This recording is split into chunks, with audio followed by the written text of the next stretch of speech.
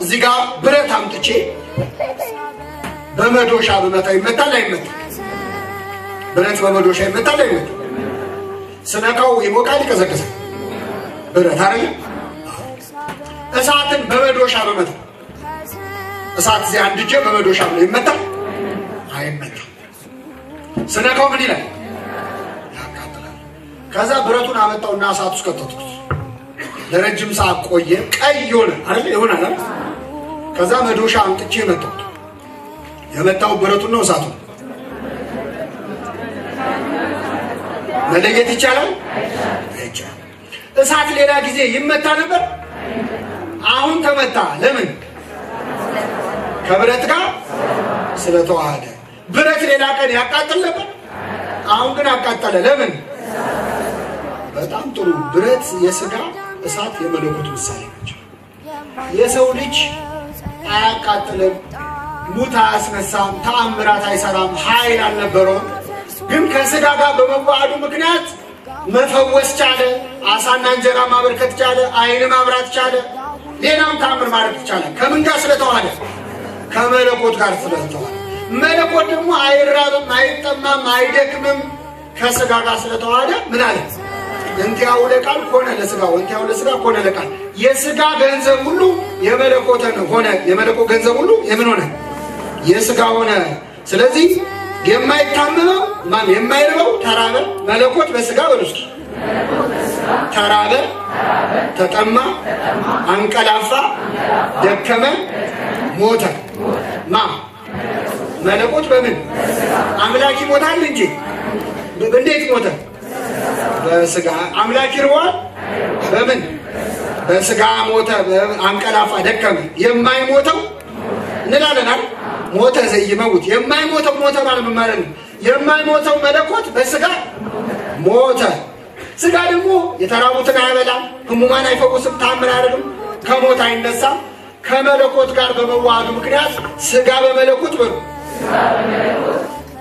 ምግብ አበረከተ፣ ሙት አስነሳ፣ ድውይ ፈወሰ፣ ከሞት ምን አለ? ሥጋ በምን? በመለኮት። አሁን ክርስቶስ የሆነ ነገር ሲያደርግ በሥጋው እንዲያረገ በመለኮቱ እንዲያረገ ይባላል እንጂ ሥጋው እንዲያረገ መለኮቱ እንዲያረገ ገብቷችኋል? በሥጋው በመለኮቱ የተባለ ይጠራል። ጥቅሶች እንገራችሁና አበቃለሁ። ዮሐንስ ወንጌል ምዕራፍ 9 ቁጥር 6 የምታውቁት ታሪክ ነው። ከዚያ እንግዲህ ስላላያችሁት አንዴ ስሙ። ክርስቶስ አንድ አይነ ስውር የነበረ ሰው ሊፈውስ ፈለገ።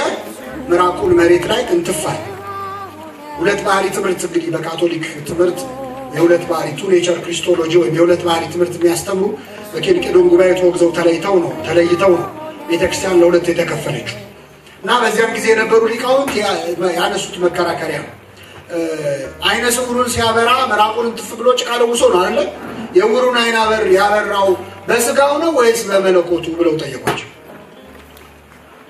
በሥጋው ነው ወይስ በመለኮቱ? በሥጋው ካሉ የሥጋ ምራቅ አይን ያበራል፣ እንደውም አይን ያጠፋ ይሆናል አይደል?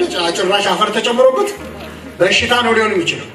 ስለዚህ አይሆንም በሥጋ ሊባል። በመለኮት እንዳይባል መለኮት ምራቅ አለ የለውም። ስለዚህ ያ ምራቅ የሥጋ ነው የመለኮት ነው፣ ሊለይ አይችልም። የሥጋ መሆኑ ምራቅ በመሆኑ እናውቃለን። የመለኮት መሆኑ አይን በመሆኑ አይገርምም? አይን ምራቅ እኮ አይን ሲያጠፋ ነው እናውቃለን። የክርስቶስ ምራቅ እኔማ እንደው ያ ሰውዬ ሲያለቅስ ባገኘው ነው እንባውን ነው የምጠጣው። የክርስቶስ ምራቅ እኮ ነው አይኑ። እንደው ምን አይቶበት ነው በዛይ ይሄን የማይረባ ነገር ካየበት ነው የሚያስፈልግ። የሚያማይን እኮ እሱ ያበራው ነው አይደል? ነው አይደለም? የሱ እኮ ነው። እኛ አሁን ሩቅ ሲሄድ ምን አይነት ሰው ነው ብላችሁ ፈርዳችሁበት ይሆናል እንጂ ተመሳሳይ ናቸው። ስለዚህ መለየት አይቻልም። ሌላ አባቶቻችን ያነሱት ምንድነው? ክርስቶስ በመርከብ ላይ በጀልባ ላይ ሆኖ ተኝቶ ነበር። ትራስ ተንተርሶ ተኝቶ ነበር።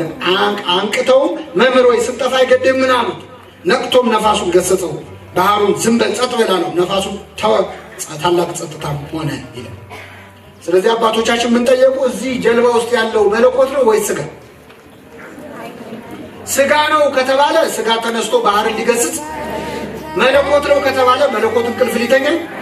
ስለዚህ መለኮት ከሥጋ ሊለያዩ አይችልም ማለት ነው። በዚህ መልኩ አባቶቻችን ተዋህዶን አብራርተው